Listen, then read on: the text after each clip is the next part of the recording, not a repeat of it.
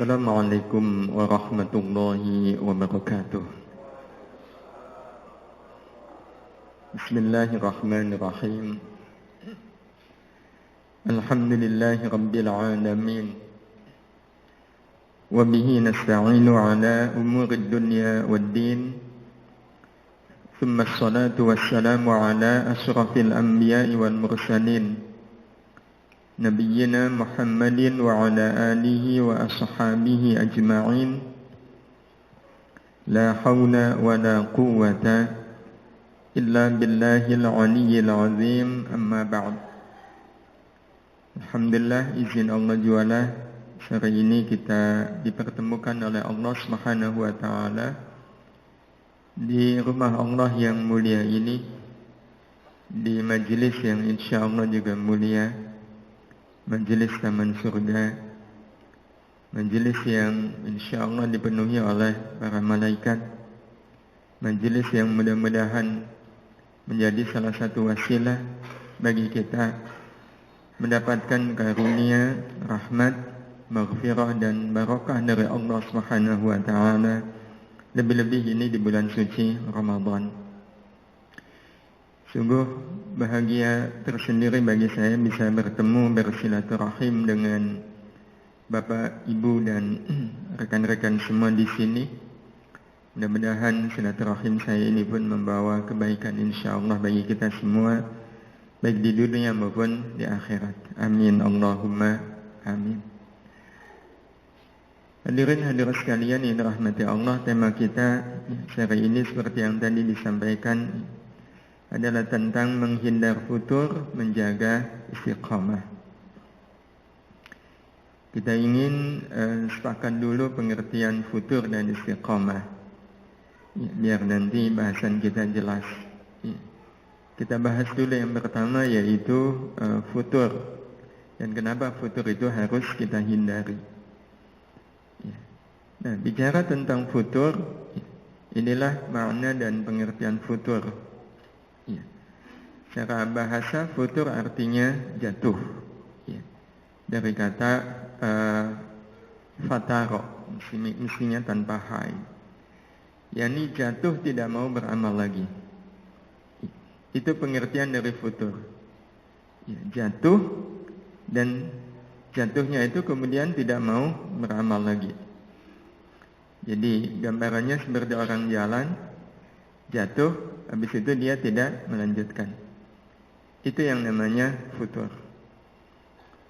Tidak mau beramal ini pun tingkatannya bermacam-macam.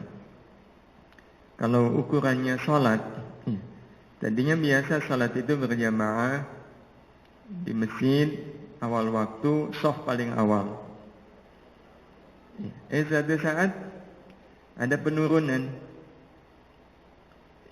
Biasanya di shaf awal gitu, udah nggak semangat lagi.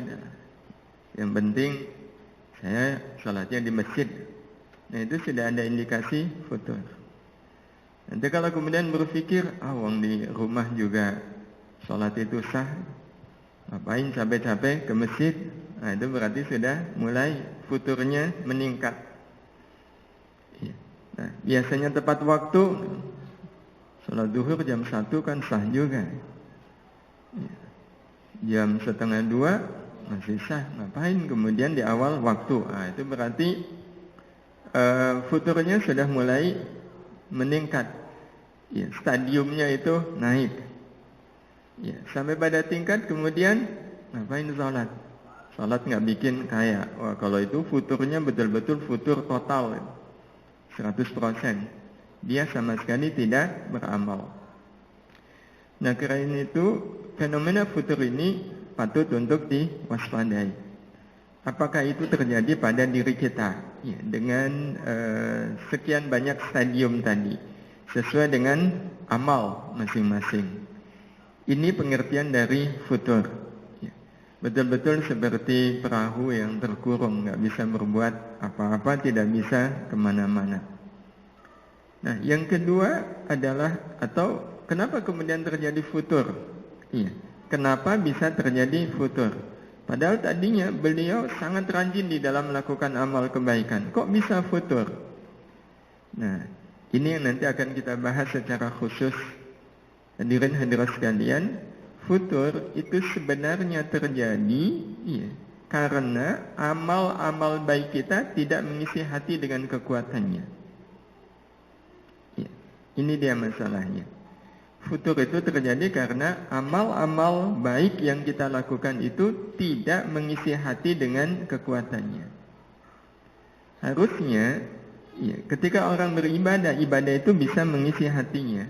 Dan ketika hatinya terisi dengan kebutuhan-kebutuhannya, hati akan menjadi kuat. Nah, saat hati kita kuat, harusnya semangat untuk melakukan amal menjadi lebih baik lagi. Ibarat orang berlari. Semakin sering berlari, apakah dia semakin lemah atau semakin kuat? Kuat. Tadinya cuma lari 1 kilo. Coba lari, itu bisa jadi 1,5 kilo. Nanti tambah lagi 2 kilo, bisa jadi 5 kilo. Itu karena dia lari. Amal juga sebenarnya sama. Amal juga sama. Jadi kalau amal sedekah, semisal infak, hari ini infak 1.000. Nah, infak 1.000 yang itu merupakan amal kebaikan, mengisi hati. Besok rasanya nggak enak kalau infak kok cuma 1.000. Tambah 1.100. Uang 100 itu lumayan daripada tidak nambah. Nah, berarti infak dia kemarin betul-betul mengisi hati. Hatinya memiliki kekuatan yang lebih untuk melakukan amal. Hal yang sama dengan salat. Biasa salat malam 2 rakaat. Kalau salat malam 2 rakaat itu betul-betul mengisi hati, besoknya minimal kok nggak enak ya. Meskipun mungkin tidak nambah, tapi munculnya perasaan tidak enak itu salat tahajudnya memberikan kekuatan kepada hati. Tidak enak kalau salatnya cuma 2 rakaat. Tapi ini dia masalahnya. Ternyata kebaikan-kebaikan itu tidak mengisi hati. Nah, ini yang nanti akan kita bahas. Mengapa amal-amal kebaikan itu tidak sampai mengisi hati. Inilah sebenarnya biang penyebab terjadinya futur. Nah, bicara futur tentu harus diimbangi dengan bicara tentang istiqomah. Nah, bagaimana dengan istiqomah? Kalau istiqomah adalah amal baik terbaik yang dilakukan secara istimrar, terus-menerus. Jadi batasannya, pertama istiqomah itu dalam amal baik. Tidak ada istiqomah dalam amal buruk. Wah, itu orang istiqomah itu. Mesti kalau sudah kumpul-kumpul ngerasani orang gitu. Cerita jelek orang lain, itu nggak bisa disebut sebagai istiqomah. Wah, kalau dia memang istiqomah, pokoknya habis salam gitu ya, berdiri langsung jalan gitu. Memang dia istiqomahnya begitu. Itu tidak bisa disebut sebagai istiqomah. Istiqomah itu hanya ada pada amal baik. Amal baiknya pun adalah amal baik yang terbaik. Jadi kalau amal baiknya belum mencapai terbaik, artinya kalau mau lebih baik itu mungkin, tapi dia tidak melakukannya. Dia tidak melakukannya dan dia melakukan kebaikan sebatas itu, sebatas baik. Dia tidak pernah bisa naik untuk yang lebih baik, apalagi terbaik, padahal dia mampu, padahal peluangnya ada, kemungkinannya ada, maka itu juga belum bisa disebut sebagai istiqomah. Ya, kalau ukurannya salat, salat yang terbaik itu ukurannya apa? Bapak Ibu, salatnya di masjid, datang awal waktu, shofnya di depan. Nah, berarti kalau ada orang memenuhi kriteria ini, itu salatnya terbaik. Dan kalau dia lakukan terus menerus, nah itu berarti tandanya memang dia sudah istiqomah. Sehingga kalau seandainya ada orang, kalau salat berjamaah itu selalu ada di shaf keempat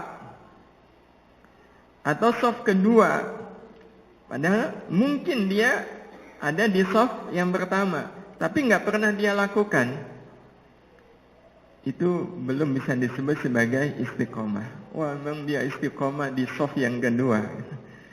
Itu bukan istiqomah namanya. Kalau dalam bahasa Jawa itu namanya ajeng. Iya, stagnan. Iya, stagnan. Nah, karena itu istiqomah ukurannya 3. Dia adalah amal baik, amal baiknya yang terbaik dan dilakukan secara istimrar atau terus menerus. Nah, hadirin hadirah yang dirahmati Allah Subhanahu wa taala, sekarang kita ingin masuk pada bagian tentang bagaimana kita bisa menghindar futur dan menjaga istiqamah. Tentang ini ada baiknya kita sejenak menengok satu bahasan yang ini nanti akan bisa menjadi dasar bagi kita bisa menghindar futur, menjaga istiqamah. Ini bahasan tentang tahsilul maqsud fil amalil maw'ud. Tahsilul maqsud fil amalil maw'ud. Ada 2 hal dari tema ini. Yang pertama adalah tahsilul maqsud dan yang kedua adalah al-amal al-maw'ud. Kita bahas dulu yang pertama, yaitu al-amal al-maw'ud. Apa sih al-amal al-maw'ud itu? Al-amal kita tentu tahu artinya itu amal. Al-maw'ud artinya yang dijanjikan. yakni amal kebaikan yang dijanjikan. Dijanjikan untuk apa? Untuk diselesaikan. Diselesaikan oleh siapa? Oleh kita. Inilah pengertian amal mau'ud. Amal kebaikan yang dijanjikan untuk diselesaikan oleh kita. Tentang ini, hadirin hadirat sekalian, semua kita pasti punya amal mau'ud.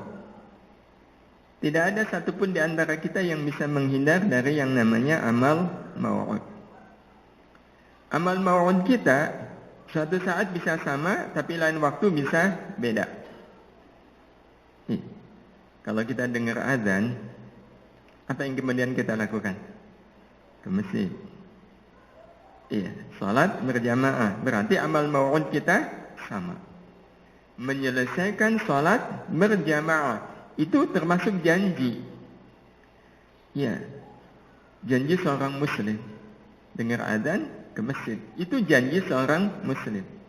Karena itu amal mau'ud ketika terdengar azan, kaum muslimin itu sama. Meninggalkan segala urusan, segera ke masjid, salat berjamaah. Ini datang Ramadan. Amal mau'ud kita sama atau beda?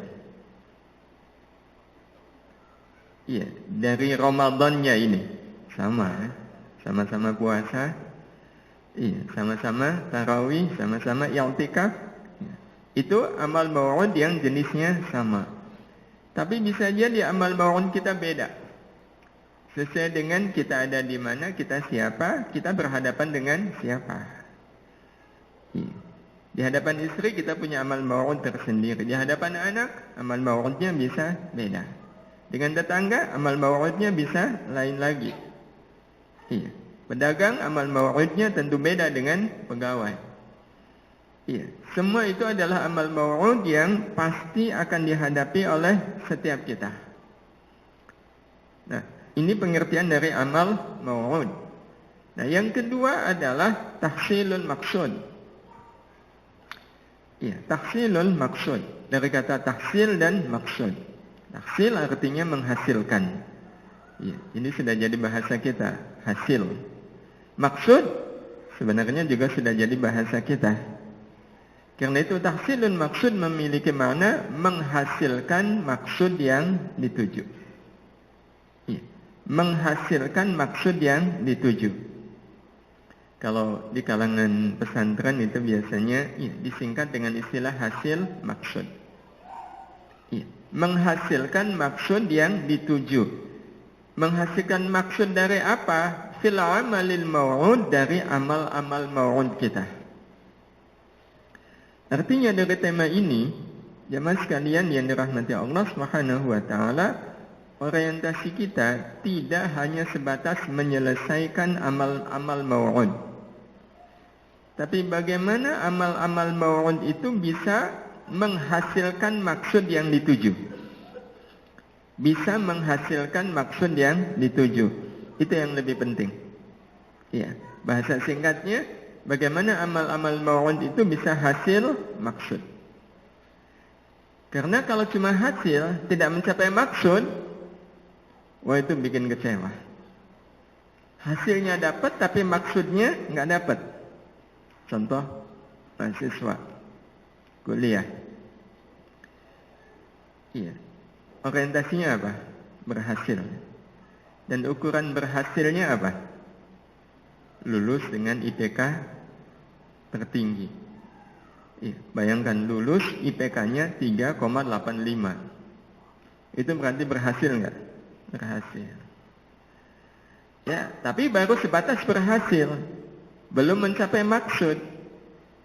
Karena maksud dari punya ijazah adalah bisa bekerja. Iya, bisa bekerja. Akhirnya kemudian cari pekerjaan. Tragisnya, semua perusahaan yang dia lamar menolak. Nah, kalau menolak berarti dia berhasil tapi mencapai maksud nggak Bapak Ibu? Nah. Dan yang menyedihkan, semua perusahaan yang dia lamar, iya, itu menolak dengan alasan yang sangat menyedihkan. Alasannya apa? Alasannya IPK saudara terlalu tinggi. Kami hanya butuh IPK yang maksimal 3. Kalau 3,85 ketinggian bagi kami. Wah, itu berarti dia berhasil tapi hasilnya tidak mencapai maksud yang dikehendaki. Nah, amal-amal mau'ud itu juga akan ada hasil maksudnya. Sebagai contoh sederhana, salat. Salat akan dikatakan berhasil itu kapan Bapak Ibu? Kalau kita bisa mengerjakannya sesuai dengan fikih, sesuai dengan syarat rukunnya, mulai dari takbir sampai salam. Nah, itu berarti salat kita mencapai hasil. Tapi harus mencapai juga maksudnya. Apa maksud dari salat? Allah sebutkan di surat Al-Ankabut ayat 45. Tanha 'anil fahsya'i wal munkar. Agar kita tercegah dari melakukan perbuatan keji dan mungkar. Nah, sekarang ada nggak orang yang kalau sholat itu pasti berhasil? Nggak pernah gagal di perjalanan.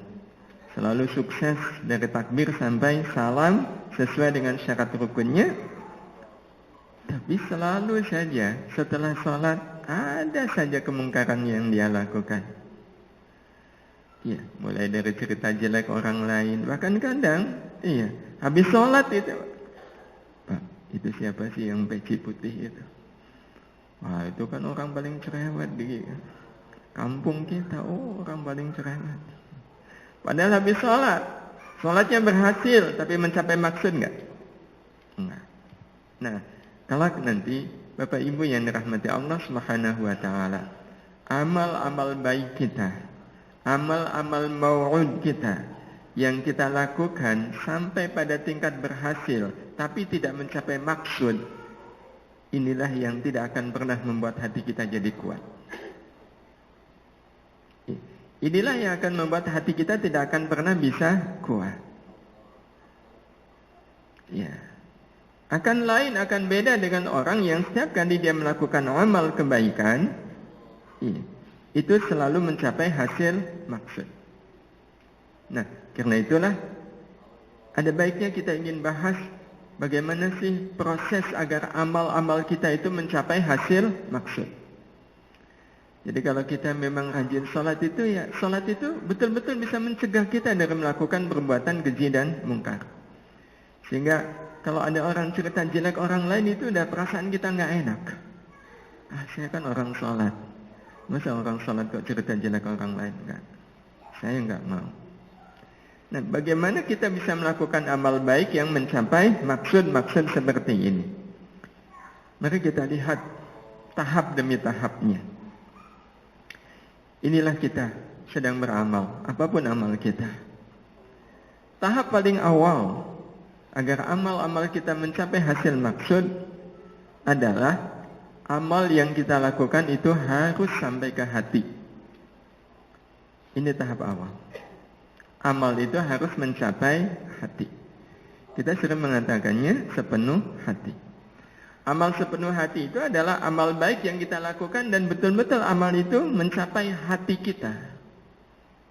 Ya, Karena memang tujuan amal salah satunya adalah mengisi hati. Kalau mengisi hati kan berarti amal kita harus sampai ke hati. Iya. Kita ingin mengisi galon dengan air. Iya, kitanya di sini, galonnya di sana. Iya, kita tuangkan itu air. Tujuannya biar masuk galon. Ya kemana bisa sampai. Maka bagaimana mungkin amal-amal baik kita akan mengisi hati kita dengan kekuatan-kekuatan yang dibutuhkan oleh hati, kalau ternyata amal kita tidak mencapai hati. Meskipun ada bonus bagi orang yang amalnya mencapai hati, yaitu dia merasakan nikmatnya amal. Dia akan merasakan nikmatnya amal. Itu bonus bagi orang yang amalnya mencapai hati. Nah, setelah amal kita sampai ke hati, proses berikutnya kita harus program. Iya. Bagaimana amal ini naik ke atas. Iya. Naik ke langit, diterima oleh Allah Subhanahu wa taala. Itu menjadi tahap kedua. Setelah amal ini mencapai hati, amal ini kemudian naik ke atas, diterima oleh Allah Subhanahu wa taala. Iya. Karena ada juga amal yang mencapai hati tapi tidak naik ke atas. Iya. Cirinya orang ini merasakan nikmatnya amal, tapi tetap aja nggak ada perubahan. Kalau sholat bisa sambil nangis gitu. Orang menyimpulkan, wah ini sholatnya sampai ke hati.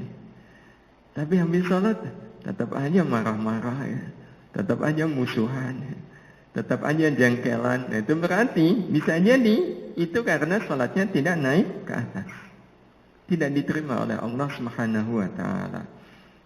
Setelah amal kita naik ke atas, tahap berikutnya adalah kita ingin amal itu diturunkan lagi oleh Allah Subhanahu wa taala, dikembalikan kepada kita dalam bentuk barakatul amal. Dalam wujud berkahnya amal. Kita bisa memperoleh berkahnya amal. Berkah itu dari Allah Subhanahu wa taala. Allah yang kemudian mengembalikan amal itu tidak dalam wujud amal, tapi dalam wujud berkahnya amal. Tentang keberkahan ini, Allah Subhanahu wa taala, hadirin hadirat sekalian, menyebutkannya di surat Al-A'raf ayat 96. Walau anna ahlal qura amanu wattaqau la fatahna 'alaihim barakatim minas sama'i wal ardh. Kalaulah penduduk sebuah negeri, ya, penduduk Palembang ini beriman dan bertakwa. Inilah nanti iman dan takwa sangat penting perannya di dalam melakukan amal. Orang beriman bertakwa pasti beramal. Nah, amal-amal yang dilakukan oleh orang-orang yang beriman dan bertakwa adalah amal yang tadi kita sampaikan prosesnya. Nyampai ke hati, naik ke langit, nah baru turun lagi dalam bentuk barokah. Nah, tentang barokah Allah sebutkan di lanjutannya. La fatahna 'alaihim, sungguh dan pasti akan kami bukakan untuk mereka barokatin, keberkahan, minas sama'i, dari langit, wal ardi, dan dari bumi. Dua sumber berkah, dari langit dan dari bumi. Keberkahan dari langit wujudnya adalah barokah ukhrawi. Keberkahan dari bumi wujudnya adalah barokah duniawi. Ya. Apa barokah ukhrawi itu? Inilah pengertian barokah atau berkah ukhrawi adalah mengalirnya kemudahan dalam menunaikan amal-amal yang punya nilai akhirat setelah kita melakukan amal. Jadi amal-amal baik kita itu mengalirkan kemudahan untuk kita melakukan amal-amal yang punya nilai akhirat. Saya pernah diceritain seseorang, beliau umrah 9 hari pulang lagi. Beliau merasakan ada semacam perubahan. Apa perubahannya? Dulu gampang sekali cerita jelek orang lain. Sekarang sepulang dari saya umroh kok berat sekali saya cerita jelek orang lain. Dulu sebelum umroh yang namanya sedekah itu berat. Kalaupun sedekah terpaksa itu pun yang paling ringan dalam pandangan dia. Sekarang entah kenapa saya kok begitu dimudahkan untuk sedekah, untuk infak, untuk bangun malam. Apa kesimpulannya? Umrah beliau berkah. Berarti umrah beliau berkah. Karena sepulang dari umrah membuat dia begitu mudah melakukan amal-amal yang punya nilai akhirat. Begitu mudah, begitu gampang melakukan amal-amal yang punya nilai akhirat. Ya, sama dengan kita puasa nih.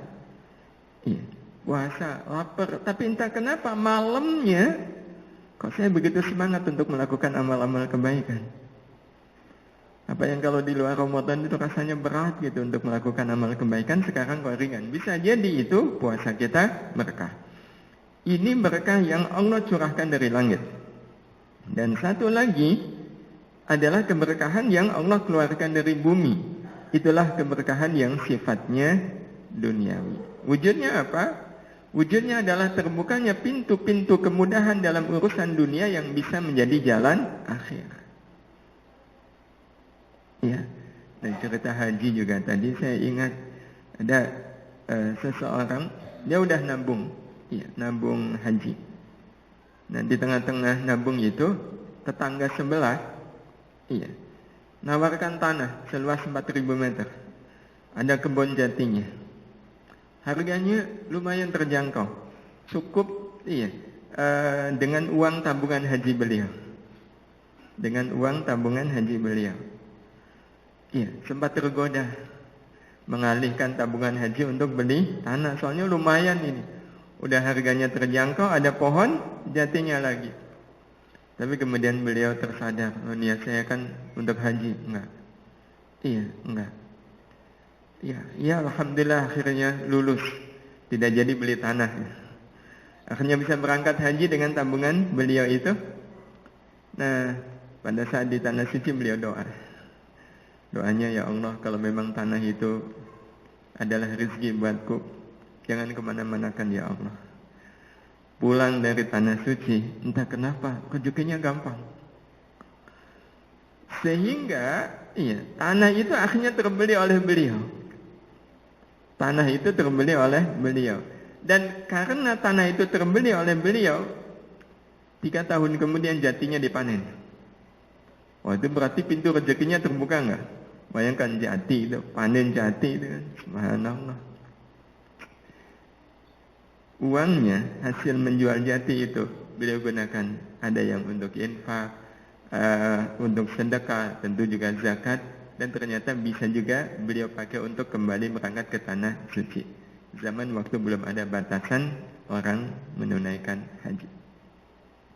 Nah itu berarti, Bapak Ibu yang dirahmati Allah, amal hajinya berkah enggak? Berkah.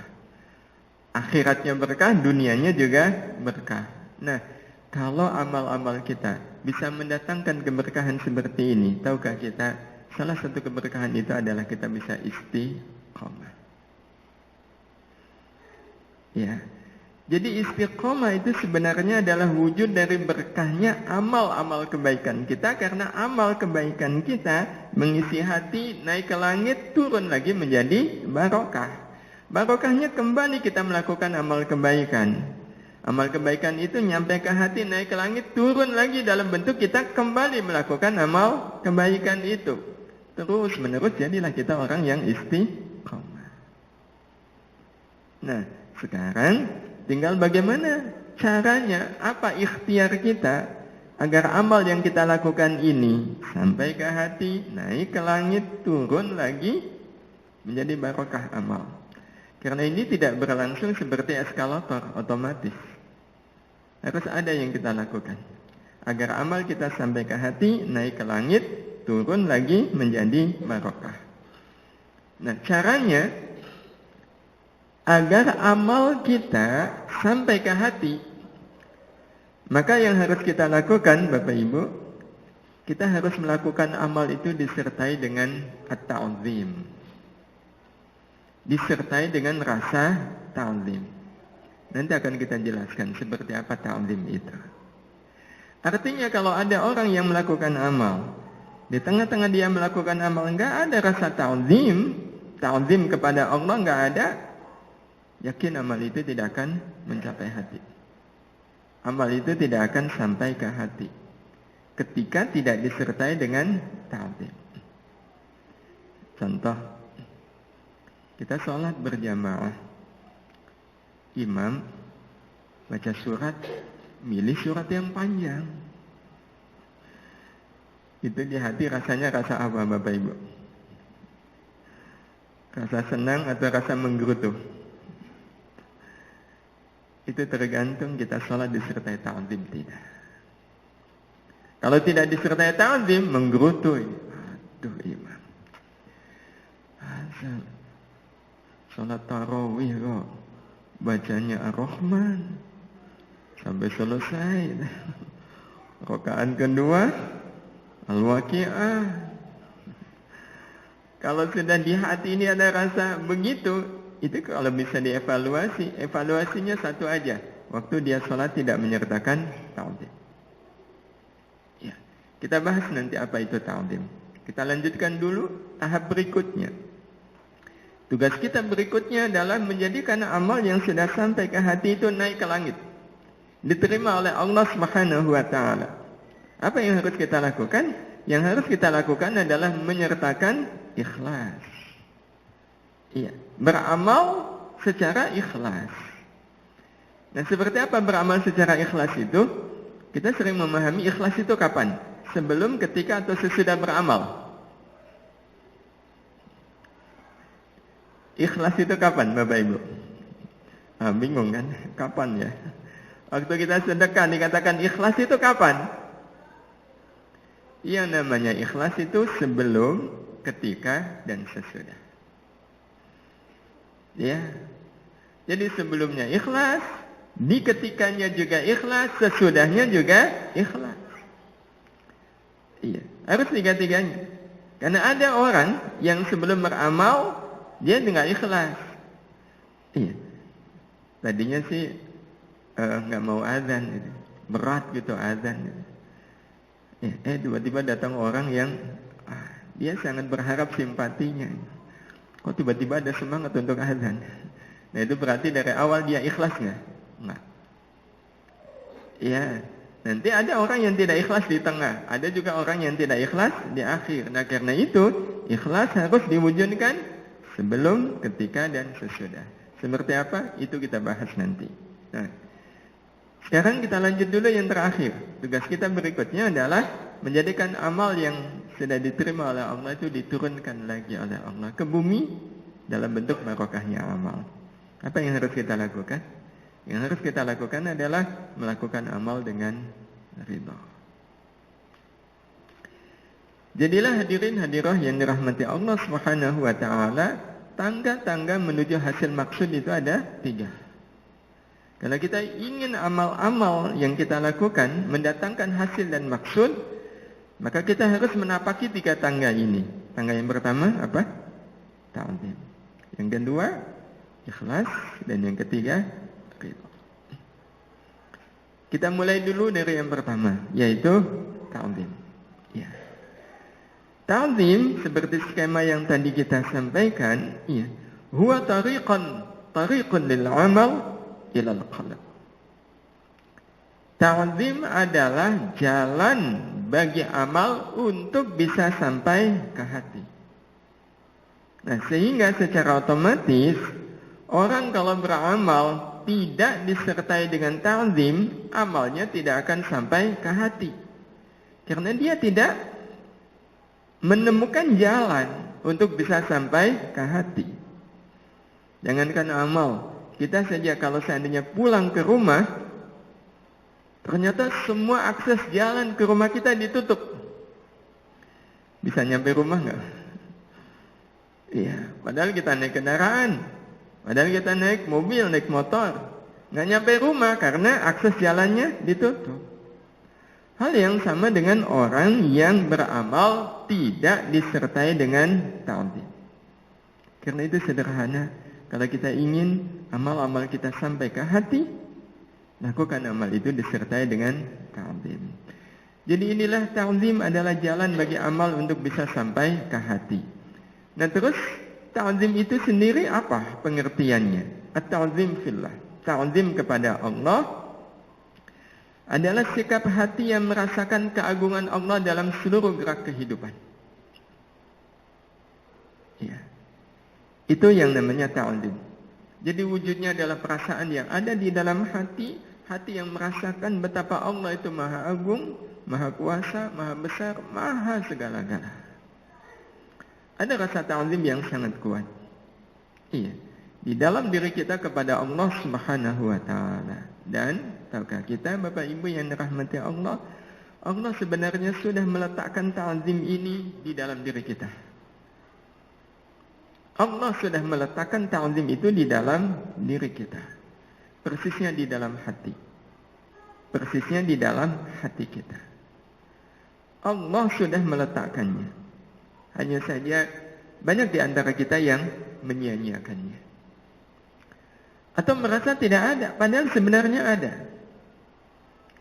Nah karena itu, mari sejenak Bapak Ibu, kita simulasi untuk kembali menemukan ta'zim itu ada di hati kita. Mari kita ikuti sejenak bahwa sebenarnya ta'zim itu sudah ada pada diri kita. Ibaratnya ta'zim yang kita sebut sebagai jalan bagi amal menuju ke hati itu sudah ada. Tapi mungkin tertutup oleh semak belukar. Ya, tertutup oleh rumput-rumput liar. Sehingga akhirnya kita tidak lagi merasakan adanya ta'zim itu di dalam diri kita. Ya jalan kalau sudah tertutup rumput liar, kita menganggap itu bukan lagi jalan. Semak belukar, jalannya hilang. Bukan hilang, tertutup. Ini bukti bahwa sebenarnya ta'zim itu ada pada diri kita. Iya. Dengan kita melihat saja kenyataan yang ada pada hidup kita. Saat ini kita tinggal di sebuah planet, namanya apa? Bumi. Bumi ini planet yang luas atau sempit? Bumi sekarang terasa luas atau sempit? Kalau ada yang bilang sempit, tolong nanti pulangnya jalan kaki. Mau?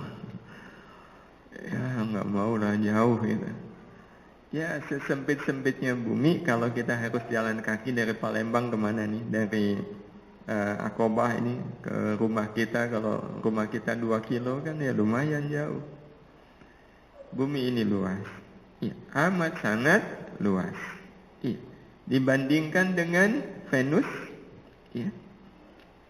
Kemudian Mars, Jupiter, iya, iya, Venus, Mars, Merkurius, Pluto, Bumi kelihatan besar. Ya. Inilah planet yang Allah anugerahkan untuk kita. Besar. Dibandingkan dengan Venus, Mars, Merkurius, Pluto. Tapi coba kita bandingkan bumi ini dengan planet Jupiter, Saturnus, Uranus, Neptunus. Bapak Ibu bisa lihat. Bumi berubah menjadi kecil. Ya, berubah jadi kelereng. Belum lagi kalau kita bandingkan dengan matahari. Ini matahari yang menerangi kita. Ini Jupiter, Saturnus, Uranus, Neptunus, dan ini bumi. Bumi berubah jadi apa Bapak Ibu? Jadi titik. Dan di titik inilah kita tinggal. Kalau bumi berubah jadi titik, dan kita yang saat ini ada di dalamnya digambar, kira-kira wujud gambar kita berupa apa? Kalau kita digambar dalam bentuk titik, itu terlalu kecil atau terlalu besar? Terlalu besar. Padahal kita kalau digambar dalam bentuk titik itu yang kelihatan apanya? Maka kalau sudah lihat kenyataan ini, bisakah kita sombong dengan fisik kita? Bisa? Kita nggak bisa sombong. Belum lagi kalau seandainya kita bandingkan bumi ini dengan Arcturus. Ini Arcturus, ini Pollux, ini Sirius, ini nama planet. Dan ini matahari. Jadi kita bisa bayangkan matahari yang tadinya segede ini berubah jadi sekecil ini. Kira-kira buminya kemana? Hilang. Kalau buminya yang segede ini hilang, kita kemana? Hilang. Ya, rumah kita kemana? Hilang. Mobil kita hilang. Berarti sebenarnya wajar nggak kalau orang kemudian merasa dirinya sombong dengan semua yang dia miliki? Sangat tidak wajar. Itu kesombongan yang jangankan masuk akal, masuk nafsu juga enggak. Nafsu mana yang tetap mendorong kita untuk sombong ketika kita lihat kenyataan seperti ini? Ya, dan ini belum selesai, Bapak Ibu. Ternyata ada planet lain yang lebih besar dari Arcturus. Apa itu? Antares, Betelgeuse, Aldebaran, Rigel, dan ini Arcturus. Jadi Arcturus yang tadinya segede ini ternyata jadi sekecil ini. Kalau Arcturus yang segede ini, sekecil ini, mataharinya hilang. Kalau matahari yang segede ini saja hilang, kira-kira bumi yang hanya titik ini? Jadi betul-betul aneh sekali kalau ada orang yang masih bisa sombong dengan seluruh kelebihan yang ada pada dirinya. Itu kesombongan yang diketawain oleh seluruh makhluk. Iya, cecak, itu ketawa ngakak. Kalau ngelihat ada orang yang sombong. Dan tahukah kita, sombong itulah penghalang. Itulah rumput-rumput liar yang menutup ta'zim. Wah, semak belukar itu kalau orang sombong. Orang kalau sombong udah ta'zimnya ketutup. Tapi kalau sudah lihat ini, masihkah kita ada alasan untuk sombong? Nah, dan ini juga belum selesai. Hadirin hadirat sekalian yang dirahmati Allah, di jagat raya ini ya, terdapat miliaran bintang, miliaran planet, di mana setiap 100 miliar bintang akan membentuk satu gugusan namanya galaksi. Ini satu gugusan, ini satu galaksi. Ya, di dalamnya ada 100 miliar bintang. Dan bumi, galaksi di mana bumi kita ada namanya galaksi Bima Sakti. Dan Bima Sakti itu hanya satu galaksi di antara sekian banyak galaksi yang ada. Terus berapa jumlah galaksi di jagat raya ini? Para ilmuwan menemukan angka tidak kurang dari 100 miliar galaksi. Bapak Ibu bisa bayangkan di jagat raya ini ada 100 miliar galaksi. Dalam satu galaksi ada 100 miliar bintang. Berarti kalau begitu ada berapa jumlah bintang di jagat raya ini? 100 miliar pangkat 2. Berapa? Iya. Minta tolong Bendahara Pusri. Ya Allah. Konsekuensinya berarti akan ada planet atau bintang yang paling dekat dengan bumi dan ada bintang planet yang paling jauh dari bumi. Itu pasti konsekuensi logis itu ada. Iya, karena jagat raya ini satu. Ada bintang yang paling dekat dengan bumi dan ada bintang yang paling jauh dari bumi. Nah, sekarang kita ingin tahu berapa jarak bintang yang paling jauh dari bumi. Bapak Ibu tahu berapa jaraknya? Para ilmuwan menemukan angka ini, 15 miliar tahun cahaya. Itu jarak bintang yang paling jauh, 15 miliar tahun cahaya. Artinya cahaya saja butuh waktu 15 miliar tahun untuk mencapai bintang yang paling jauh dari bumi itu. Jadi kalau kita menyorotkan senter, senternya itu bisa mencapai sejauh-jauhnya jarak. Kalau kita senterkan sekarang, tertuju ke bintang yang paling jauh, maka cahayanya baru akan sampai ke sana kapan? 15 miliar tahun kemudian. Kitanya udah di mana yang pegang senter? Ya Allah. 15 miliar tahun cahaya. Ya. Kalau kilometer berapa ini? Pengen dihitung? Kalau kita ingin tahu, persisnya kalau dikilometerkan berapa ini? Ya, pertama kita harus tahu dulu kecepatan cahaya. Berapa kecepatan cahaya? 300.000 km per detik. Bukan per jam. 1 detik cahaya itu bisa mencapai jarak 300 km. Berarti kalau begitu 15 miliar tahun cahaya berapa? Ya kita harus hitung. 15 miliar kali 360 hari kali 24 jam kali 60 menit kali 60 detik kali 300 ribu kilometer. Berapa Bapak Ibu? Error. Ya Allah. Berarti jagat raya ini luas atau sempit? Luas. Ketika jagat raya ini luas, apa yang kita bisa katakan? Allahu Akbar. Dan ketika kita mengucapkan Allahu Akbar itu dari mulut atau dari hati Bapak Ibu? Dari hati. Merinding kita. Ketika kita sudah tahu jagat raya, ciptaan Allah yang sedemikian sangat luar biasanya. Allahu Akbar. Lisan kita mengucapkan Allahu Akbar. Hati kita mengungkapkan ya Allah. Alangkah maha agung, maha besar dan maha segalanya Engkau. Dan alangkah lemah, kerdil dan tidak berdayanya kami. Inilah sebenarnya yang kita katakan tadi bahwa Allah Subhanahu wa ta'ala sedang meletakkan ta'zim itu di dalam diri kita. Kesombonganlah yang menutup ta'zim ini dengan semak belukar yang akhirnya kita tidak merasakan keberadaan ta'zim itu. Padahal keberadaan ta'zim ini amat sangat dibutuhkan waktu kita melakukan amal-amal kebaikan.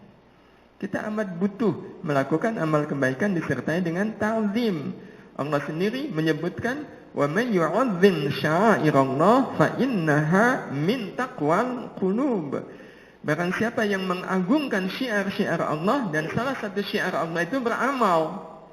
Sehingga mengagungkan syiar Allah artinya beramal disertai dengan ta'zim kepada Allah, fa innaha min taqwal qulub. Maka sesungguhnya itu termasuk takwanya hati. Betul-betul amal kita lakukan dari hati. Hati yang takwa kepada Allah. Kita akan melakukan amal itu dengan sepenuh hati kita. Kalau kita melakukan amal dengan sepenuh hati, itu berarti ta'zimnya sudah hadir terlebih dahulu. Hadirin, kalau ta'zim ini betul-betul ada pada diri kita, tentu akan ada konsekuensi positif yang terjadi pada diri kita. Konsekuensi itu diantaranya adalah kita akan memandang besar segala urusan yang ada kaitannya dengan Allah dan merasakan kecil segala urusan yang tidak ada kaitannya dengan Allah. Sehingga sebenarnya kita bisa membaca diri kita, ya, khususnya membaca diri kita, apakah kita termasuk orang yang sudah ta'zim kepada Allah, menemukan ta'zim kepada Allah atau belum? Dengan kita lihat aja, ini urusan ada kaitannya dengan Allah enggak? Kalau ada, bagi saya ini urusan besar. Kalau ini enggak ada urusannya dengan Allah, ini berarti urusan kecil. Makan, pakai kerupuk, ada urusan enggak dengan Allah? Iya, buka puasa, iya, pulang ke rumah, entah kenapa, iya, yang ada cuma nasi dan kerupuk. Ada urusannya enggak dengan Allah? Ada? Apakah pahala puasa kita berkurang gara-gara buka puasanya hanya pakai kerupuk? Enggak. Berarti kalau begitu, makan nasi hanya pakai kerupuk enggak ada urusannya dengan Allah. Berarti itu urusan yang kecil atau besar? Kecil. Kalau kecil masalah enggak? Masalah enggak? Ya enggak. Tapi banyak enggak yang mempermasalahkan? Kalau dia mempermasalahkan berarti menganggap ini urusan besar. Dia salah menempatkan.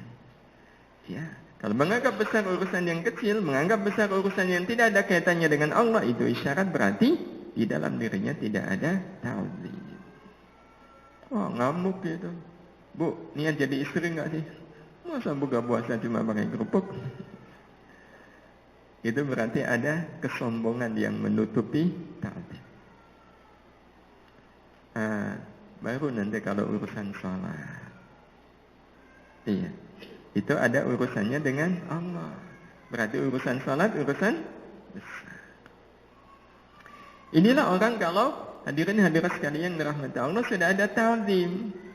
Nah, konsekuensi lain, orang yang beramal disertai dengan ta'zim, maka pada saat beramal, iya, pada saat dia beramal, dia menyadari bahwa saya beramal ini adalah urusan antara saya dengan Allah. Ya, Nggak ada urusan dengan yang lain. Ini betul-betul sepenuhnya antara saya dengan Allah. Apapun amal kita, kalau kita lakukan sepenuh ta'zim kita kepada Allah Subhanahu wa taala, maka kita merasakan bahwa amal ini adalah antara saya dengan Allah, bukan antara saya dengan selain Allah. Sebagai contoh, sekaligus teskis ini, apakah ta'zim sudah ada pada diri kita, sudah mengiringi amal-amal kita. Kita sholat berjamaah. Ya, jadi makmum. Waktu kita sholat, itu sholat kita lakukan antara kita dengan siapa? Antara kita dengan siapa? Dengan Allah. Ya, karena Allah menyuruh saya sholat.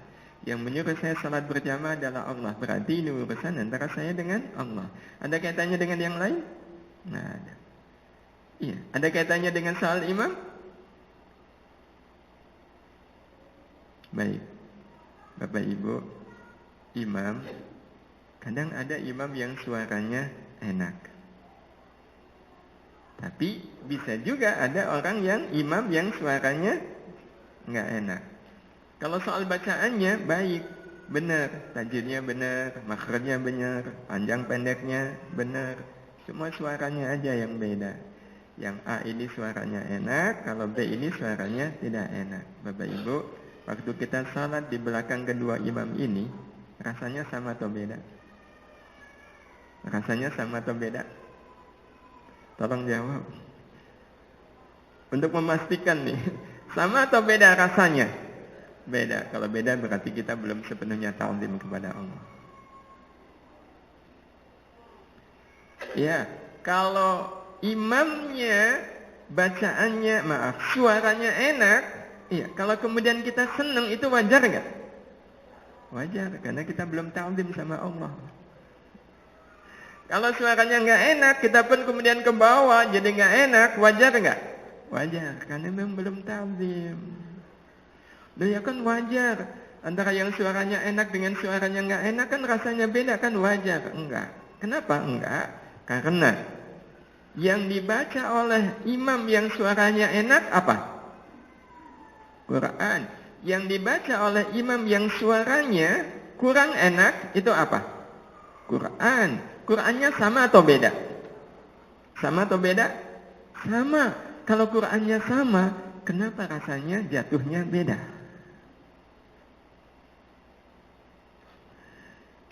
Buka puasa, iya.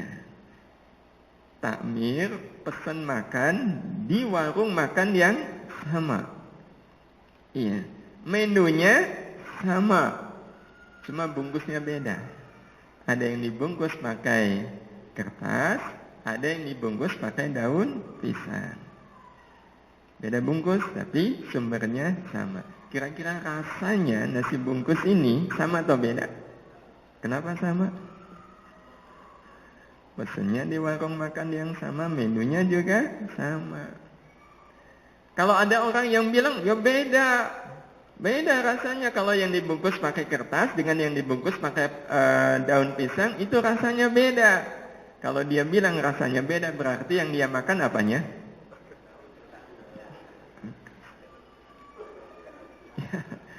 Ya iyalah, kalau yang dimakan bungkusnya rasanya jelas beda, tidak akan sama. Nah sekarang, suara orang baca Quran itu isi atau bungkus? Isi atau bungkus? Berpengaruh. Nah, ini dia masalahnya nanti Bapak Ibu sekalian. Suara itu bungkus, isinya adalah bacaan Quran. Iya, isinya adalah bacaan Qurannya itu. Bacaan Qurannya itu yang menjadi isi, Qurannya yang isi. Suaranya itu adalah bungkus. Nah, tapi gimana? Tetap saya telinga ini ya merasakan beda. Nah, ini dia problemnya Bapak Ibu. Kita bisa bayangkan, kalau seandainya ada orang setiap kali dia makan, selalu yang dia makan bungkusnya. Selalu yang dia makan bungkusnya. Kira-kira dia akan jadi orang yang kuat atau lemah? Tubuhnya kuat atau lemah? Lemah. Nggak isi. Apalagi kalau bungkusnya plastik, waduh masalah. Tubuhnya akan lemah karena dia tidak memakan isinya. Nah kita bisa bayangkan, kalau seandainya ada orang yang menikmati sholat karena suara imamnya enak, berarti yang masuk ke dalam dirinya apanya? Yang masuk ke hatinya apanya? Bungkusnya. Nah kalau yang masuk bungkusnya, kira-kira hati jadi kuat atau lemah? Itu dia. Harusnya, kalau yang masuk adalah isinya, Qur'annya, bacaannya, gerakan-gerakan sholat kita. Karena gerakan sholat kita itu sebenarnya punya makna. Makna itu masuk ke hati, itu akan membuat sholat kita lengkap. Sholat kita betul-betul akan membuat hati kita kuat kalau yang masuk adalah isinya. Sehingga kita akan betul-betul menjadi orang yang hatinya kuat. Kalau hati kita kuat, sulit atau mudah? Berat atau ringan? Ringan. Tapi sampai saat ini kecenderungannya kalau tahajud lebih sering beratnya atau lebih sering ringannya? Kalau berat itu kan, yang berat itu sebenarnya apa? Waktu kita tahajud kok berat, itu yang merasa berat apanya? Badan kita atau hati kita? Hati. Iya, hati. Jadilah kita ketika memaafkan orang, itu ringan atau berat? Memaafkan orang itu baik nggak? Pengen nggak kita memaafkan orang? Ringan atau berat? Berat. Nah beratnya di mana? Beratnya di mana? Di hati. Kenapa berat di hati? Karena hatinya lemah. Andai saja ibadah-ibadah itu mengisi hati, dengan ta'zim kita kepada Allah Subhanahu wa taala, hati kuat, memaafkan orang itu ringan. Bapak Ibu, kotak infak beredar. Pas di depan kita. Kita buka dompet. 1.000 ada, 5.000 ada, 20, 10.000, 20.000, sampai 50, 100.000 ada. Mana yang paling disukai oleh Allah? Yang 100.000. 100.000. Itu ngangkat uang 100.000 ringan atau berat? Lo beratnya di mana? Emang 100 ton? Beratnya di hati. Nah, karena itu kita harus rubah bahwa kenikmatan kita salat bukan pada suara. Caranya gimana? Waktu kita dengerin, abaikan suara. Tapi gimana diabaikan uang masuk? Kalau masuk, jangan jadi fokus. Fokusnya kita adalah, ya Allah, ini imam sedang membaca ayat-Mu. Imam sedang membaca ayat-Mu yang mulia. Inilah ayat-Mu yang mulia sedang dibacakan oleh imam, ya Allah. Ya Allah, indah niat ayat-ayat suci-Mu. Jadi kita fokusnya kepada bacaannya, bukan kepada suaranya. Mudah-mudahan dengan cara seperti itu, ta'zim betul-betul tertuju sepenuhnya kepada Allah Subhanahu wa taala. Tapi inilah yang harus kita pegangi, Bapak Ibu. Ta'zim akan membuat kita waktu beramal itu betul-betul antara kita dengan Allah Subhanahu wa taala. Yang kedua, bukan kedua ya, pokoknya kesekian. Bersegera dalam beramal. Itu kalau kita waktu beramal disertai dengan ta'zim. Bersegera itu tidak menunda-nunda. Itu memang konsekuensi dari ta'zim kepada Allah Subhanahu wa taala. Konsekuensi dari ta'zim kita kepada Allah Subhanahu wa taala. Kita tidak akan mungkin menunda-nunda amal. Tidak akan mungkin. Kenapa? Sederhananya begini. Kita sedang nyapu, katakanlah, gampangnya kita nyapu, atau kita sedang berada di ruang tamu intinya, nyapu ruang tamu. Rumah kita alhamdulillah besar. Halamannya luas. Jarak antara pintu gerbang dengan teras rumah itu 30 meter. Gak apa-apa kan? Alhamdulillah. Kita lagi nyapu atau lagi di ruang tamu, Bapak Ibu? Pas lagi di ruang tamu, ngelihat ke pintu gerbang, berdiri di sana 2 orang, suami istri. Dan ketika kita lihat suaminya, ternyata beliau adalah guru saya waktu SMA dulu.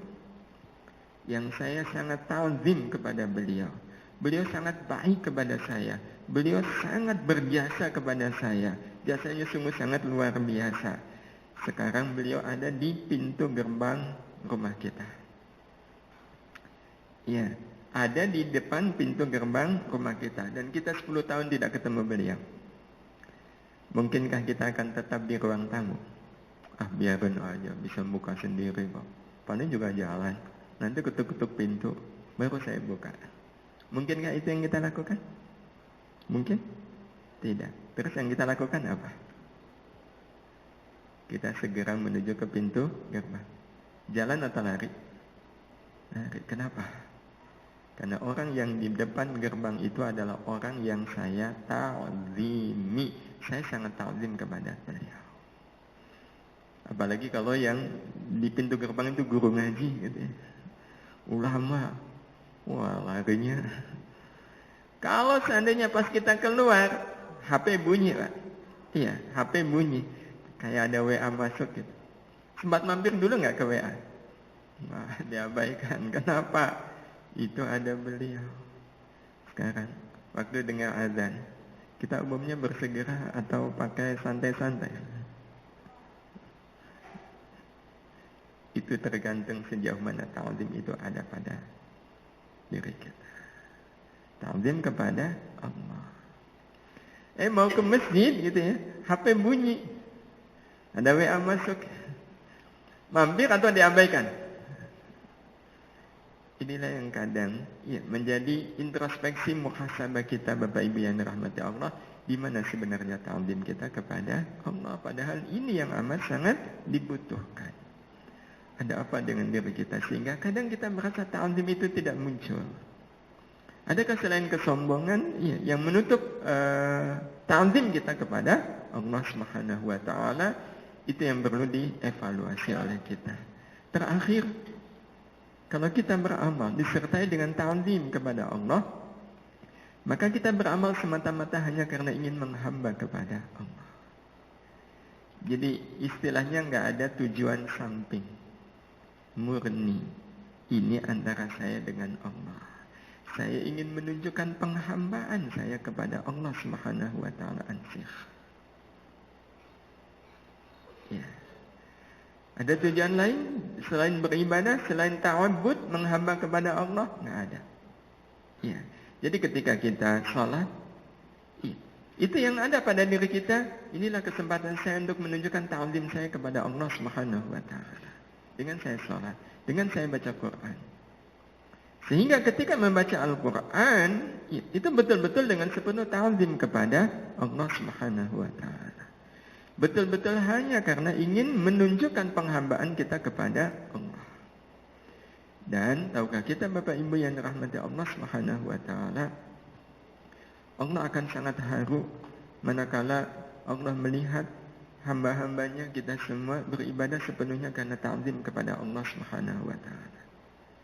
Betul-betul karena dorongan ta'zim kepada Allah Subhanahu wa taala. Gambaran sederhananya tentang keharuan itu saya belajar dari salah seorang santri saya di rumah ada pesantren. Beberapa sudah lulus, sudah jadi alumni. Tadi juga waktu di bandara saya kaget ternyata yang menjemput Mas Arif, tapi ternyata istri beliau dulu pernah tinggal di tempat kami di pesantren Darus Shalihat. Kejadiannya sudah agak lama ya, jauh sebelum Ramadan. Satu sore tiba-tiba kami kedatangan tamu, 2 orang suami istri. Hari Sabtu waktu itu. Dan ternyata istrinya dulu pernah tinggal di tempat kami, alumni.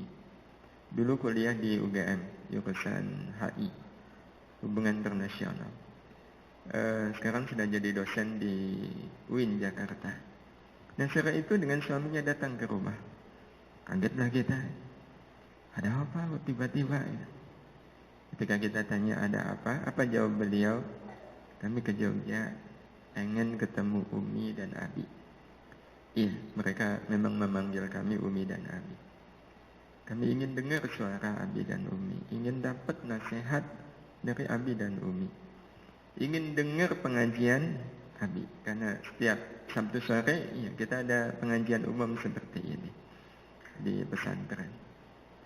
Nah, Setelah menyampaikan jawaban seperti itu, kami pun nanya, setelah ini mau kemana? Setelah ini kami pulang. Kagetlah kami, mau pulang. Emang kesini cuma pengen ketemu kami? Iya, hanya pengen ketemu Abi Umi. Kami sudah pesan tiket. Iya, lepas maghrib kami akan kembali ke Jakarta. Kalau kemudian saya dan istri haru dengan sikap santri ini, kira-kira wajar nggak Bapak Ibu? Wajar. Ya Allah. Dibela-belain dari Jakarta ke Jogja hanya sekedar pengen ketemu. Udah ketemu balik lagi. Ya Allah, ini santri ta'zim amat. Meskipun kami tidak ingin dita'zimi seperti itu, tapi kami tidak bisa memungkiri ini santri amat sangat ta'zim. Sungguh menjadi satu keharuan tersendiri bagi saya dan istri.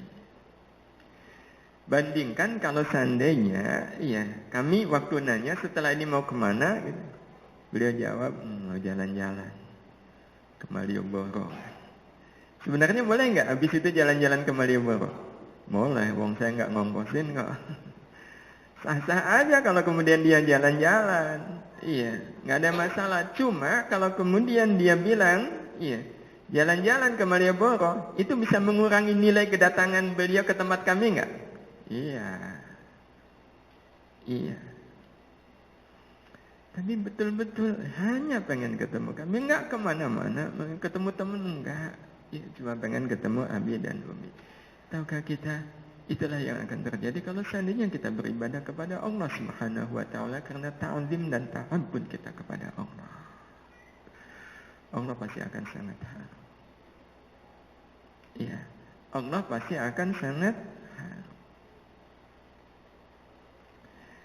Hadirin hadirah yang dirahmati Allah Subhanahu wa Ta'ala, inilah yang namanya ta'zim. Iya. Ta'zim ini yang akan membuat amal-amal kita insya Allah akan bisa sampai ke hati. Nanti kalau usai beramal, ya, semakin merasa kurang, rendah dan kecil di hadapan Allah. Oleh karena itu, orang kalau ibadahnya karena ta'zim kepada Allah Subhanahu wa Ta'ala, dia tidak akan pernah merasa dengan amal itu lebih baik dari yang lain. Dia beramal menghafalkan Quran sampai akhirnya dia hafal Quran. Dia tetap saja tidak merasa dirinya lebih baik dari yang lain. Iya.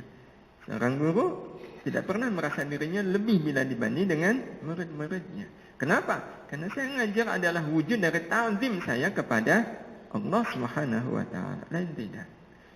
Ya, saya ngajar ini adalah amal antara saya dengan Allah, bukan amal antara saya dengan murid. Murid adalah orang yang membantu saya agar saya bisa melakukan amal mengajar. Kalau nggak ada murid kan saya nggak bisa mengajar. Tetapi waktu saya mengajar, ini adalah urusan sepenuhnya antara saya dengan Allah Subhanahu wa Ta'ala. Karena itu kalau kiai-kiai di pesantren itu subhanallah, berapapun dia ajar, kata yang datang satu dia ajar. Kenapa? Saya ngajar karena ta'zim kepada Allah Subhanahu wa Ta'ala. Kecewa cuma ngajar satu? Enggak.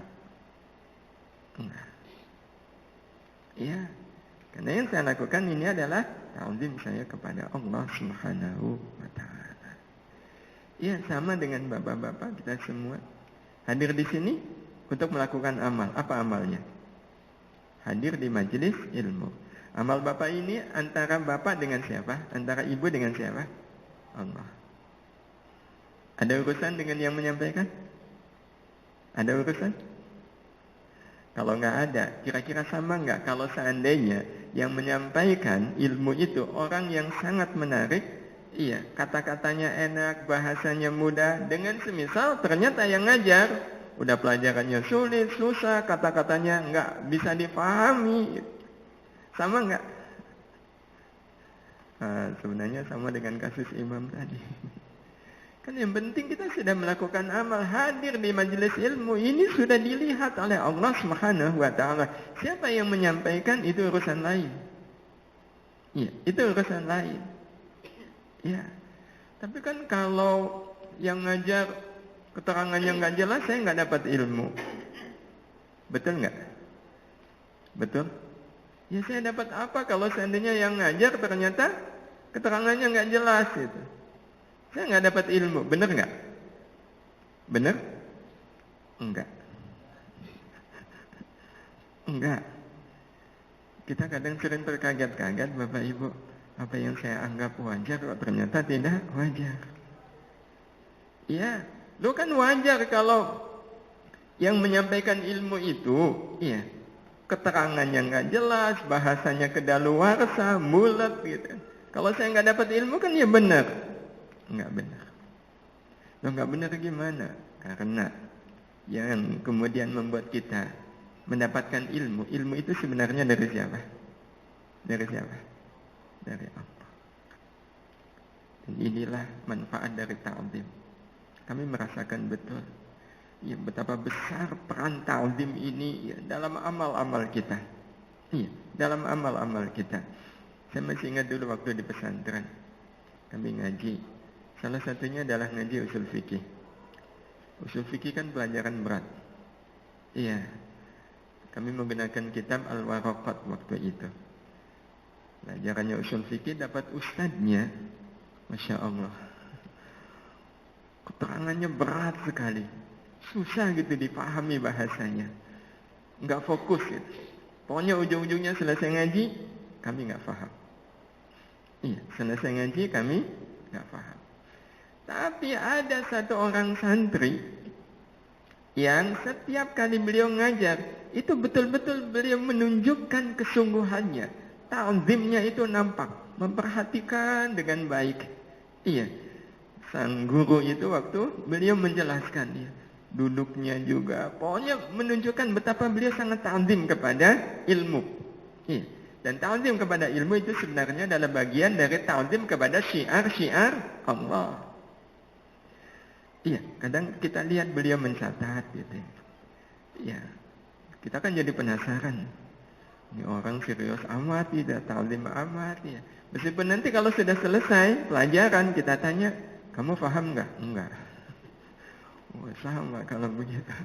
Tapi yang saya lihat adalah ta'zim beliau. Nanti kalau sudah selesai pelajaran, iya, beliau ambil itu tangan, iya, Ustaz, tangan Pak Kiai dicium. Ya, dan beliau lakukan betul-betul ini semata-mata ta'zim saya kepada Allah. Kalaulah mencium tangan ulama, ini adalah kehormatan, penghormatan saya kepada ilmu yang dimiliki oleh beliau, bukan kepada orangnya. Iya, ya meskipun ada yang tidak setuju, tidak ada masalah. Nah, Bapak Ibu yang dirahmati Allah, akhirnya kami selesai. Iya, selesai juga nih pelajaran usul fikih ya, waraqat sampai khatam itu. Tanpa ada yang bisa kami pahami. Nah, selesai di pesantren, sebagian kami ada yang pulang, iya, meskipun ada juga yang melanjutkan. Nah, beliau termasuk yang pulang ke kampungnya.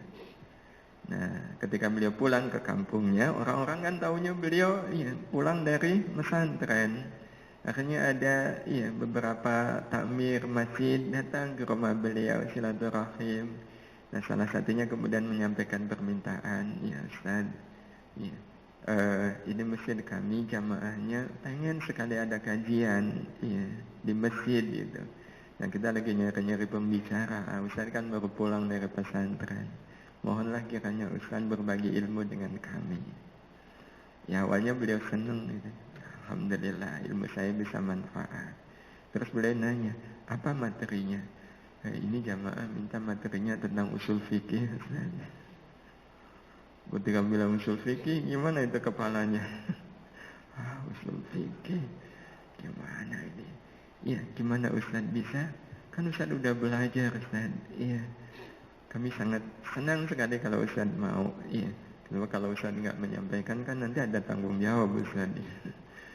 Wah, karena didesak, singkat cerita akhirnya ya udah Bismillah, diiyakan. Nah, karena udah mengiyakan, akhirnya beliau ambil lagi tuh kitab waraqat. Beliau buka lagi. Beliau baca ulang. Dan apa yang terjadi pada saat beliau membuka kembali kitab waraqat. Kata demi kata beliau baca. Subhanallah. Seperti terbuka. Futuh. Oh ini maksudnya. Oh demikian. Oh. Seperti ada aliran sungai. Yang membuat dia kemudian jadi memahami. Besoknya, pas pada saatnya mengajarlah beliau. Dan yang beliau sendiri heran adalah, kok saya bisa bunyi ya? Kok saya bisa nerangkan? Kok saya bisa menjelaskan? Kok saya bisa? Dan yang lebih mengherankan lagi adalah setelah kajian, jamaah mengatakan, Ustaz, keterangannya enak. Iya, mudah difahami oleh kami. Bahasanya juga enak. Besok diteruskan ya Ustaz. Padahal dulu ngajinya tidak paham. Tapi kenapa kemudian akhirnya paham? Karena beliau waktu mengaji disertai dengan ta'zim. Ta'zimnya kepada Allah Subhanahu wa ta'ala.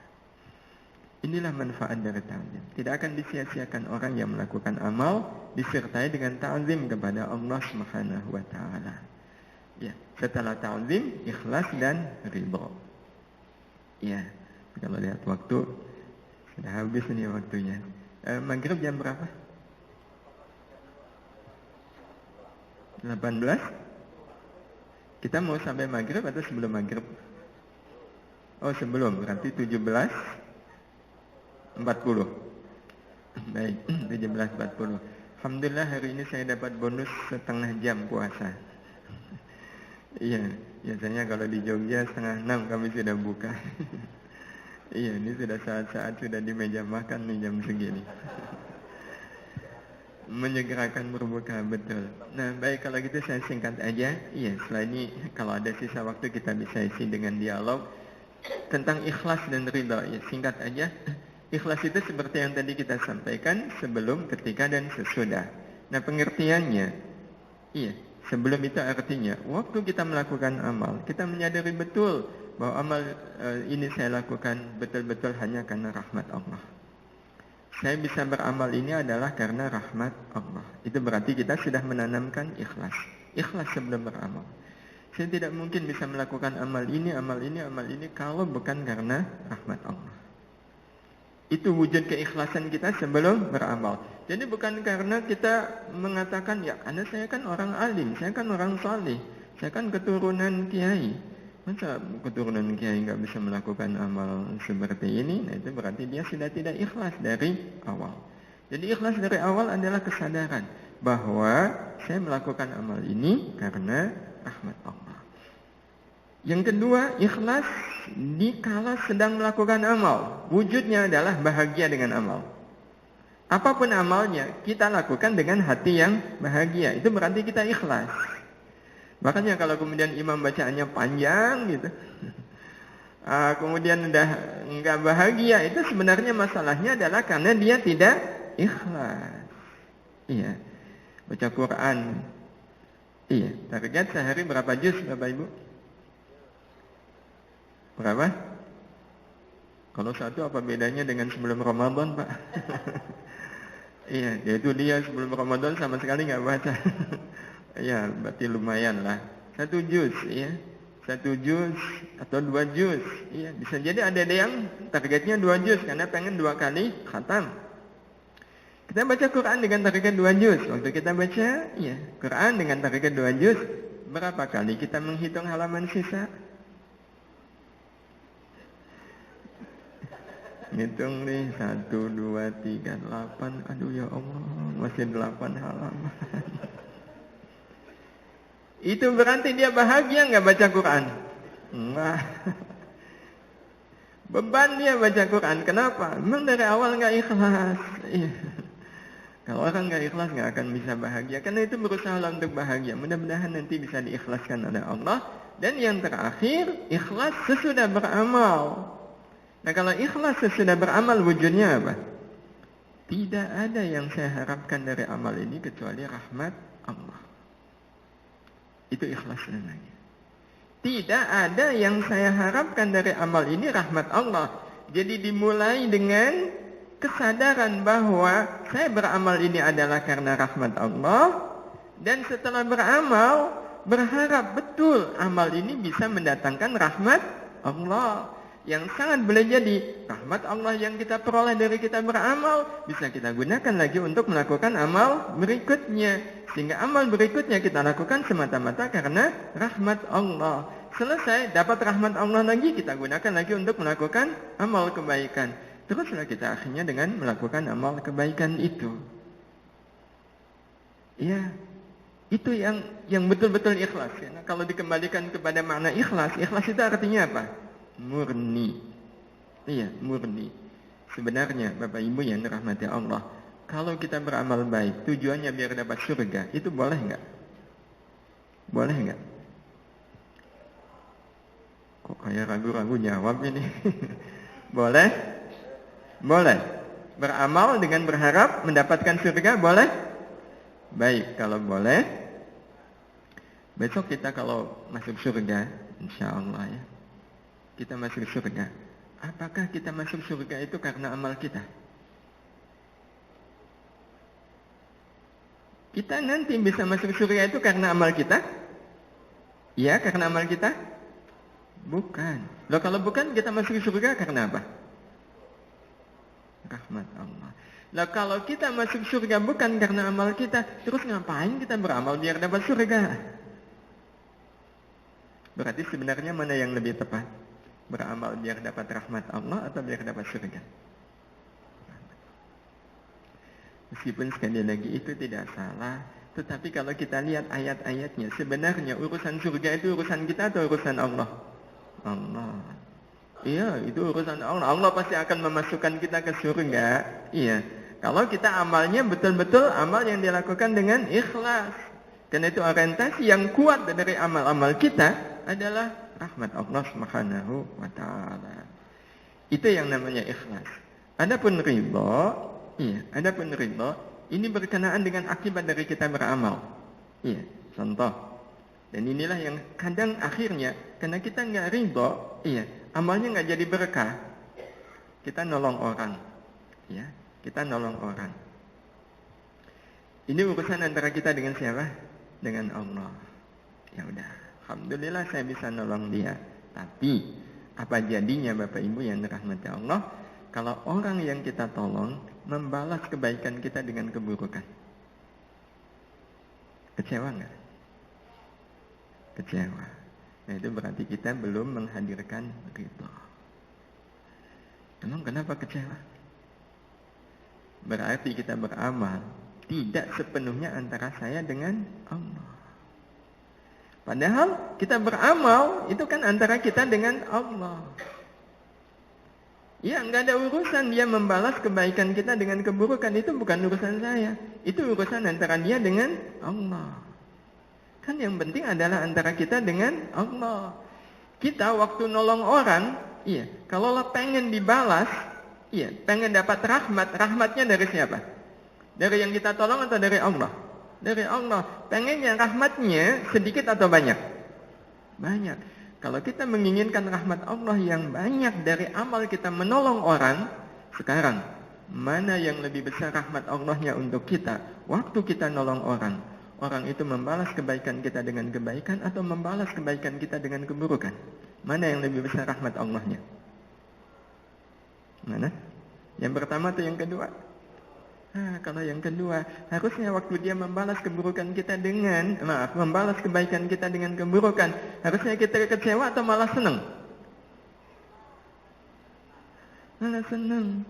Karena dia membalas kebaikan saya dengan keburukan, rahmat Allahnya lebih besar. Dan itu yang saya inginkan. Karena amal ini antara saya dengan Allah Subhanahu wa ta'ala. Ala kulli hal, ridha menjadi hal yang sangat penting. Tapi ridhonya kita memang pada akhirnya bergantung, namanya juga tangga. Kan kita tidak akan mungkin mencapai tangga ketiga tanpa melalui tangga yang pertama. Gak akan mungkin orang bisa ridho kalau dia tidak ikhlas.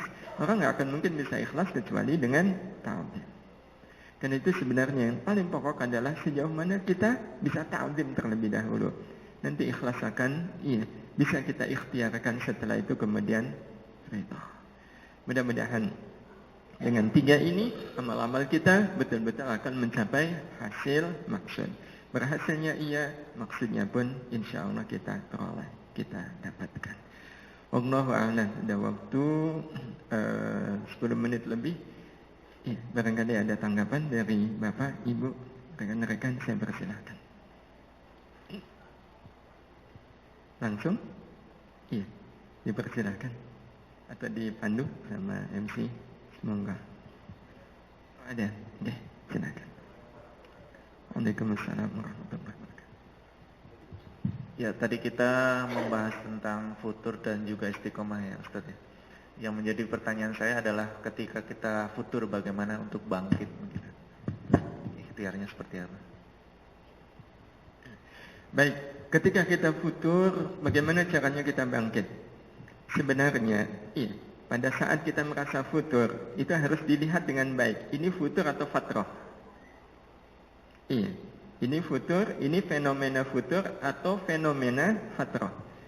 Asal katanya sih sama. Cuma esensinya beda. Iya. Banyak orang yang sebenarnya dia sedang dalam masa fatrah, tapi dia menyangkanya futur. Iya. Nah, ini yang kemudian perlu diwaspadai. Iya. Sebab kalau kemudian orang menyangka ini futur, memang berat untuk bangkit itu. Berat. Iya, orang udah jatuh kok. Iya, untuk bangun lagi itu bukan sesuatu yang gampang.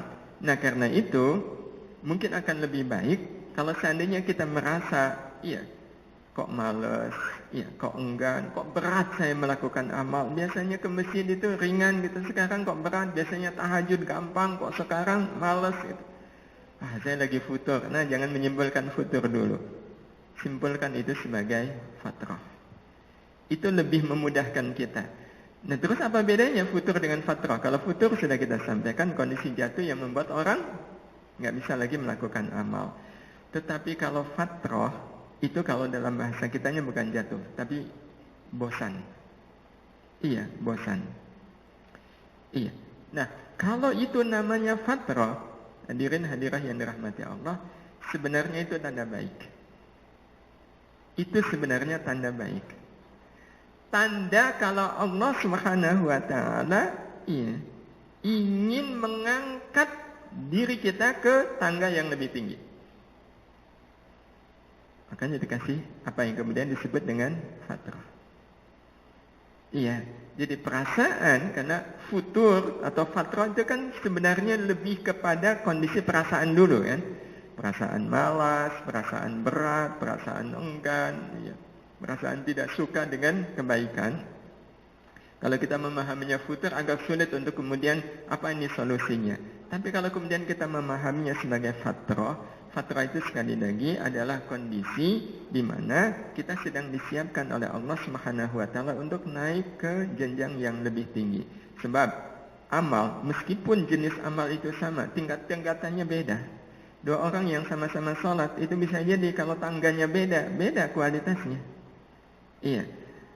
Ya sederhananya anak TK sama anak SD sama sholatnya beda nggak kualitas sholatnya? Beda. Yang SMP beda. Iya. Nah, demikian pula halnya dalam amal. Ada satu kondisi yang kemudian tadi kita sebut sebagai fatrah. Iya. Nah, kuncinya kalau kemudian kita memahaminya fatrah, saya sedang direncanakan oleh Allah untuk naik ke makom yang lebih tinggi. Ya, bicara tentang makom kan Allah sendiri menyebutkannya. Wa minal laili fatahajjad bihi nafilatan laka 'asa ay yab'atsaka rabbuka maqaman mahmuda. Nah, secara umum, tahajud yang disebutkan oleh Allah di ayat tadi, itu umumnya orang rasanya ringan atau berat? Berat. Iya, berat. Tapi kalau orang tetap tahajud, apa janji Allah?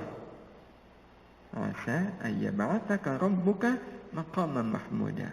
Allah akan tempatkan dia di maqam yang terpuji. Berarti kita fahami bahwa ketika kita merasa berat untuk melakukan amal, Allah ingin mengangkat saya ke maqam yang lebih tinggi. Kuncinya satu, seperti apapun beratnya kita melakukan amal, lakukan saja. Ya, kalau kita mau melakukannya, nanti masa fatrah itu sebentar aja. Masa beratnya itu sebentar aja. Kalau kita kemudian tetap berkeputusan untuk melakukan. Nggak apa-apa saya malas, yang penting saya tetap beramal. Iya. Itu nanti kalau kita lulus, kita akan merasakan amal yang sama. Nilainya jadi beda. Jadi bisa saja yang kita lakukan tetap amalnya adalah sholat tahajud misalnya. Amalnya adalah sholat tahajud. Antara sebelum masa fatrah yang kita akhirnya lulus itu dengan sesudahnya, nanti kita akan merasakan nilai, kualitas, dan rasa salat tahajud kita beda. Karena kita sudah naik makamnya. Dinaikkan oleh Allah karena kita memilih tetap beramal meskipun kita seperti ada rasa malas dan lain sebagainya. Itu hal yang alamiah, sama seperti orang kalau naik gunung kan ada saat masa berat kan untuk melangkah lagi. Ada saat kok berat sekali nih saya melangkah padahal puncaknya masih ada di atas. Apa yang harus dilakukan? Istirahat. Kalau naik gunung memang istirahat, tapi kalau amal jangan istirahat. Cuma kalau orang istirahat, kita bisa bayangkan naik gunung, kalau istirahat justru akibatnya apa?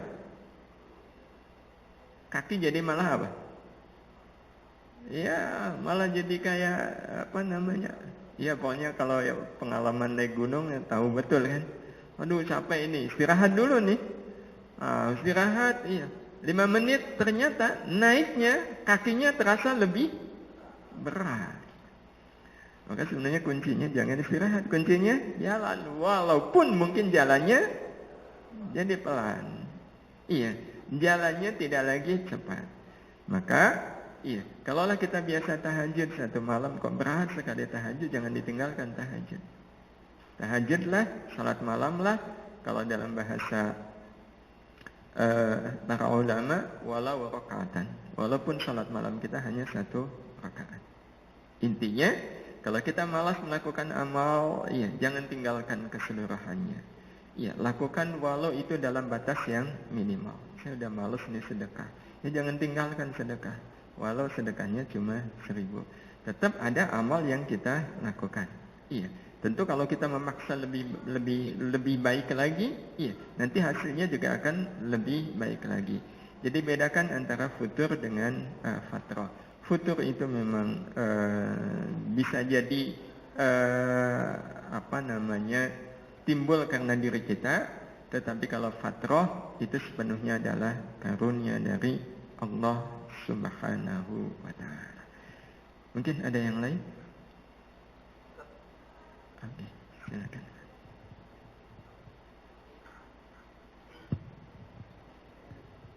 Assalamualaikum warahmatullahi wabarakatuh. Tertarik sekali mengenai tingkatan atau tangga menuju asim masyhud dari takdim, ikhlas dan ridho. Barangkali kita sepakat ini untuk mencapai ridho itu ikhlas yang harus kita bangun. Begitu dapat bangun, barangkali ridhonya itu akan jalan sendiri. Nah ini terkadang kita sebagai manusia, untuk kata-kata barangkali yang bisa kita sebutkan ikhlas, namun pada pelaksanaannya itu sangat berat sekali. Seperti Ustaz contohkan, ada uang di dompet, mau masukkan ke tabungan masjid paling kecil yang kita berikan. Tapi kalau kita semua sudah mendapatkan rasa ikhlas kita mendapat jabatan, ikhlas kita dikasih rezeki, dikasih gaji secukupnya, barangkali hidup kita akan nyaman. Nah, barangkali yang ingin saya tanyakan, kebiasaan apa yang harus kita lakukan supaya ikhlas itu bisa tertanam di kita? Itu saja yang saya tanyakan. Sekian, terima kasih. Baik, terima kasih. Kebiasaan apa yang harus kita lakukan agar kita bisa ikhlas? Sebenarnya ada 2 langkah yang harus kita lakukan terlebih dahulu. Langkah pertama adalah meluruskan dulu persepsi kita yang selama ini ternyata tidak sesuai. Persepsi yang tidak membangun.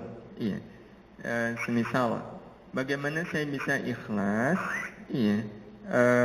Kalau ternyata orang yang saya bantu membalas kebaikan saya dengan keburukan. Itu kan masalah persepsi. Nah, kita luruskan persepsi kita dengan kita menjadikan apapun peristiwa dalam hidup kita selalu kita kaitkan dengan Allah Subhanahu wa ta'ala. Dalam poin Ar-Ridha sebenarnya nanti ada ketentuan bahwa semakin pahit amal, semakin pahit buah dari amal baik kita. Kita kan berharap amal baik kita membuahkan kebaikan, tapi sangat boleh jadi membuahkan kepahitan. Nah, justru ini yang kita sebut sebagai persepsi. Semakin pahit dari buah amal kita, itu justru semakin baik di sisi Allah Subhanahu wa taala.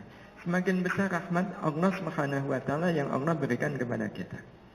Nah, karena itu, kalau memang kita betul-betul ingin ikhlas, maka satu saja. Ya, satu saja. Urusan amal adalah urusan antara saya dengan Allah. Tidak ada kaitannya dengan orang lain. Iya. Nah, untuk membantu kita agar kita tidak terpengaruh oleh sikap-sikap orang lain yang berkenaan dengan amal kita adalah dengan kita niatkan amal ini semata-mata hanya ingin mendapatkan balasan dari Allah Subhanahu wa taala. Kan kita semua pasti ingin dapat rahmat yang lebih besar, ingin pahala dari Allah yang lebih besar. Betul Bapak Ibu? Dengan pahala yang besar atau pahala yang kecil? Besar. Rahmat Allah yang banyak atau sedikit? Banyak. Nah, sekarang kalau kita menginginkan pahala yang lebih besar, iya, ini bagian dari meluruskan persepsi. Mana yang lebih besar pahalanya? Senyum kepada yang senyum atau senyum kepada yang manyun? Nah, kita sendiri bilang kan, senyum kepada yang manyun pahalanya lebih besar. Nah, kalau kita sudah tahu bahwa pahalanya lebih besar, maka ketemu orang yang manyun, tertarik nggak untuk senyum? Tertarik. Berarti, nah ini juga persepsi. Orang yang manyun ke kita itu orang yang baik atau orang yang tidak baik ke kita? Nah, ini dia persepsi. Orang yang baik atau tidak baik ke kita? Dia orang yang baik ke kita. Akibat manyunnya dia, senyum kita lebih punya nilai di sisi Allah. Dan bukankah tujuan dari amal saya yang penting adalah Allah? Iya, yang penting adalah Allah. Pokoknya Allah, setelah itu Allah, seterusnya Allah. Meskipun, ya, ini perlu digarisbawahi, orang yang manyun tetap jelek. Tapi jeleknya kepada dirinya sendiri. Ke kita jatuhnya itu menjadi kebaikan. Nah, sehingga ketika kita memiliki persepsi-persepsi yang benar seperti itu, kemudian kita kaitkan dengan hakikat ikhlas, bahwa ikhlas itu adalah antara saya dengan Allah Subhanahu wa taala, mudah bagi kita untuk ridho. Nah, ridhonya adalah kalau ternyata saya melakukan amal ini kok hasilnya nggak seberapa, oh berarti rahmat Allahnya lebih besar. Iya, rahmat Allahnya lebih besar. Sehingga, iya, mana yang rahmat Allahnya lebih besar waktu sholat duha? Yang rezekinya banyak ya, dapat 50 juta, atau yang rezekinya cuma 500 ribu, mana yang lebih besar rahmat Allahnya? Yang 500 ribu, berarti lebih senang mana waktu sholat duha dapat 500 ribu atau dapat 50 juta? Nah, ini yang kita maksudkan dengan meluruskan persepsi. Tapi memang meluruskan persepsi itu tidak mudah. Nah, agar mudah, maka sama-sama kita lihat. Yang membuat orang meluruskan persepsi itu sulit adalah ketika selalu mengaitkan diri ini dengan dunia. Ketika tarikan dunia lebih kuat.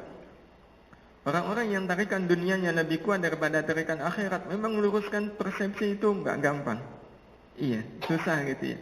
Jadi kayak ngeluruskan garis gitu ya, garisnya bengkok gitu ya. Kita tarik kan garis itu, benang misalnya, benang. Cuma masalahnya di sana ada magnet. Iya. Kita tarik ke sini nih benang nih, lurus kan? Di sana ada magnet. Begitu kita tinggalin, balik lagi dia tertarik dengan magnet tadi. Nah, ketika tarikan dunia lebih kuat dari tarikan akhirat, memang nanti semuanya jadi susah, termasuk ikhlas juga menjadi susah. Nah, karena itu yang kemudian menjadi bagian dari agenda kita adalah bagaimana kita melihat akhirat selalu lebih baik daripada dunia. Karena hukum asal yang sudah Allah tetapkan untuk kita adalah walal akhiratu khairul laka minal ula. Akhirat itu lebih baik dari dunia. Logikanya lebih mengutamakan akhirat daripada dunia. Dunia dihadirkan untuk membantu kita agar kita bisa mendapatkan akhirat. Ya, Allahu a'lam. Masih ada waktunya? Sudah ya, persis 17.40. Memang yang namanya ngaji nggak boleh puas.